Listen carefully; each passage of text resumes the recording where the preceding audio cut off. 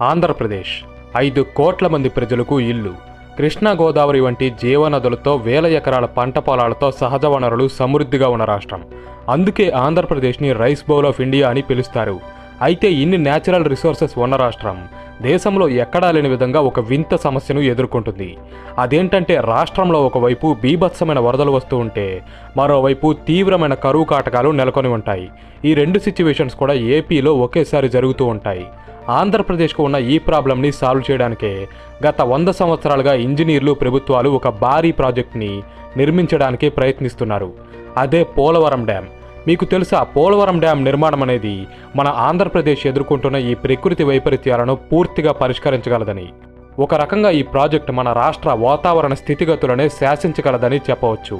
ప్రపంచంలోనే అతిపెద్ద బ్యారియర్ నుంచి రాష్ట్రం మొత్తం అనుసంధానించబడే కెనాల్స్ వరకు ఎలా పోలవరం డ్యామ్ నిర్మాణం అనేది మన రాష్ట్ర భవిష్యత్తునే మార్చేయగలదు, ఆంధ్రప్రదేశ్లో గణనీయమైన మార్పులను తీసుకురాగలదో ఈ వీడియోలో నేను క్లియర్గా ఎక్స్ప్లెయిన్ చేస్తాను. సో ఏ డీటెయిల్ కూడా మిస్ అవ్వకుండా ఉండడానికి వీడియోని లాస్ట్ వరకు చూడండి.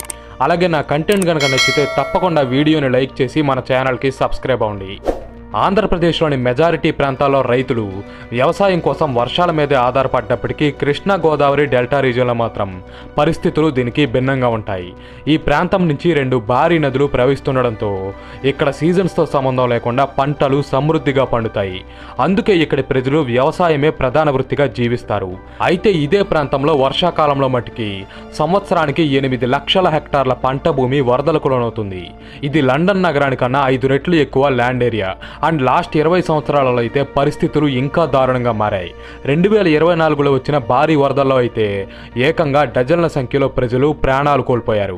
కానీ దీనికి భిన్నంగా రాయలసీమ వంటి ప్రాంతాలలో మాత్రం తీవ్రమైన కరువు పరిస్థితులు ఉంటాయి. ఇక్కడ దశాబ్దాల కాలం నుంచి సరిగ్గా వర్షాలు పడక, పంటలు పండక, డ్రింకింగ్ వాటర్కి కూడా కొరత ఎదురవుతుంది. సో ఇక్కడ మనకి ఒకే రాష్ట్రంలో ఒకవైపు భారీ వరదలు వస్తూ ఉంటే మరోవైపు చుక్క నీరు కూడా దొరకని పరిస్థితులు ఉన్నాయి. అందుకే దీన్ని బ్యాలెన్స్ చేసేందుకే పోలవరం ప్రాజెక్ట్ని నిర్మిస్తున్నారు. పోలవరం డ్యామ్ నీటిని వరదలు ఎక్కువగా వచ్చే ప్రాంతాల నుంచి కరువు ఎక్కువగా ఉండే ప్రాంతాలకు బదిలీ చేయగలదు. అంచనాల ప్రకారం పోలవరం నిర్మాణం అనేది పూర్తయితే అప్పుడు రాష్ట్రంలోని 43 లక్షల ఎకరాల భూమికి అవసరమైన సాగునీరుని అందించగలదు. ఇది మొత్తం ఆంధ్రప్రదేశ్లోని సగం ఫార్మింగ్ ల్యాండ్ అని చెప్పుకోవచ్చు.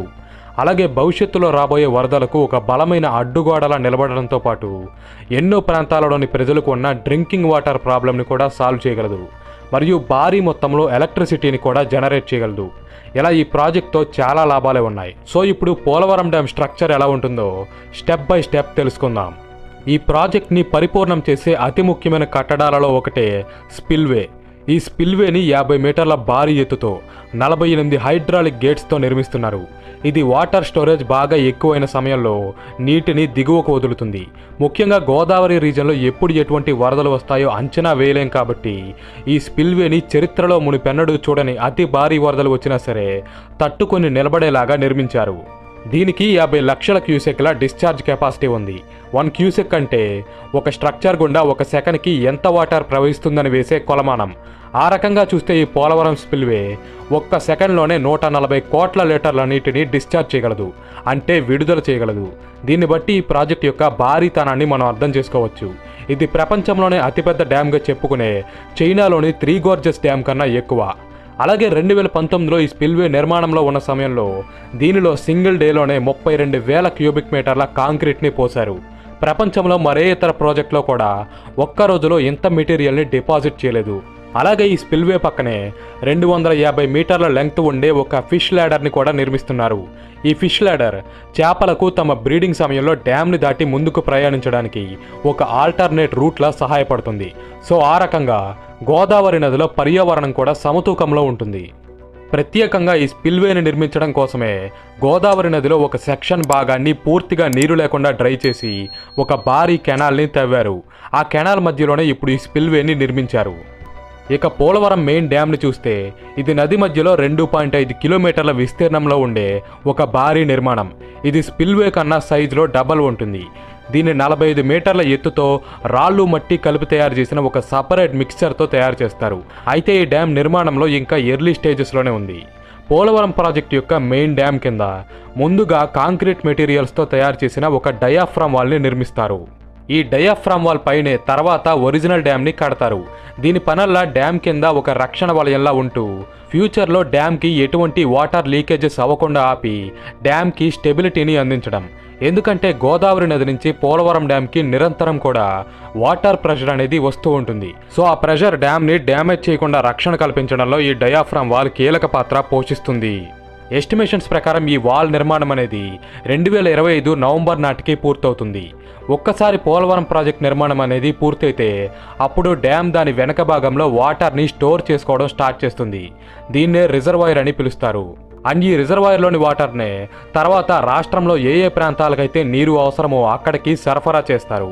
దీనికోసం పోలవరం ప్రాజెక్ట్ సైట్ నుంచి ఉత్తరాంధ్ర ప్రాంతాన్ని కనెక్ట్ చేస్తూ లెఫ్ట్ కెనాల్ని మరియు కృష్ణా గుంటూరు ప్రాంతాలను కలుపుతూ రాయలసీమ జిల్లాలకి రైట్ కెనాల్ని తవ్వుతారు. ఈ కెనాల్ సహాయంతో రాష్ట్రం మొత్తం కూడా ఇన్ని రోజులు ఏ ప్రాంతాలైతే వ్యవసాయానికి సాగునీరు లేక ప్రజలకు తాగునీరు లేక ఇబ్బంది పడ్డాయో ఆ ప్రాంతాలన్నింటికీ కూడా వాటర్ని సప్లై చేస్తారు. ఈ రకంగా ఆంధ్రప్రదేశ్ రాష్ట్రం మొత్తం కూడా సస్యశ్యామలమవుతుంది. ఇదే పోలవరం ప్రాజెక్టు యొక్క అంతిమ లక్ష్యం. అలాగే వర్షాకాలం సమయంలో డ్యాంలో స్థాయికి మించి వాటర్ చేరుకుంటే ఆ నీటిని స్పిల్వేలోని 48 హైడ్రాలిక్ గేట్స్ గుండా బే ఆఫ్ బెంగాల్లోకి వదులుతారు. తద్వారా అంతా కూడా బ్యాలెన్స్డ్గా నడుస్తుంది. అండ్ ఫైనల్లీ డ్యామ్ పక్కనే 960 మెగావాట్స్ పవర్ని ఉత్పత్తి చేసే ఒక హైడ్రో పవర్ ప్లాంట్ని కూడా నిర్మిస్తారు. దీని ద్వారా ఆ రీజన్లోని ఎలక్ట్రిసిటీ ప్రాబ్లమ్స్కి కూడా చెక్ పెట్టవచ్చు. ఇలా ఒక్క ప్రాజెక్ట్ నిర్మాణంతోనే ఆంధ్రప్రదేశ్ రాష్ట్రానికి చాలా లాభాలు చేకూరుతాయి. అయితే ఈ ప్రాజెక్ట్ చాలా చిక్కులు, సవాళ్లు, ఫండింగ్ వంటి సమస్యలతో కూడుకున్నదని చెప్పవచ్చు. సుమారు 100 సంవత్సరాల నుంచి నానుడిలో ఉన్న ఈ పోలవరం ప్రాజెక్టుకి ఇప్పటికీ కూడా ఒక తుది రూపు అనేది రాలేదు. ప్రస్తుతం అధికారంలో ఉన్న గవర్నమెంట్ ఈ ప్రాజెక్ట్ని 2027 నాటికి పూర్తిగా అందుబాటులోకి తెస్తామని చెప్తున్నారు. అండ్ దీని ఖర్చు కోసం ఆల్మోస్ట్ 30,000 కోట్ల రూపాయలు అవసరమవుతుందని అంచనాలు ఉన్నాయి. పాలిటిక్స్ని పక్కన పెట్టి ఆలోచిస్తే ఒక్కటైతే నిజం, పోలవరం ఆంధ్రప్రదేశ్ రాష్ట్ర జీవనాడి. దీని నిర్మాణం రాష్ట్రంలో గణనీయమైన మార్పులు తీసుకురావడంతో పాటు బీడు భూములని పంట భూములుగా మార్చగలదు.